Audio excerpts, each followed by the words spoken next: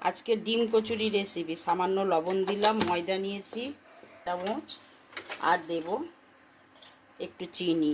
ওটা হয় সেই কালো জিরে। আমি পুরটা বানিয়ে নেব। সাদা তেল দিয়ে দিয়েছি, একটু পেঁয়াজ কুচিয়ে নিয়েছি, একটা লবণ দিয়ে দিলাম, এটাকে একটু আদা রসুনের পেস্ট দিলাম, একটা ডিম নিয়েছি, ডিমটা দিয়ে দিলাম, সামান্য গরম মশলা ঠান্ডা করে নেব।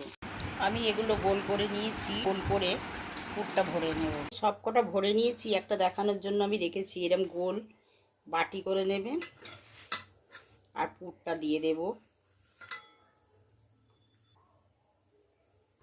এবার একটু বেলে নেব, সাইজ করে চেপটে নেবেন। আর সাবান বড় করব না। আমার তেলটা গরম করতে দিয়েছি, সব কটা দেখুন বেলে নিয়েছি, লাল করে ফ্রাই করে নিয়েছি। এবার তুলে নেব।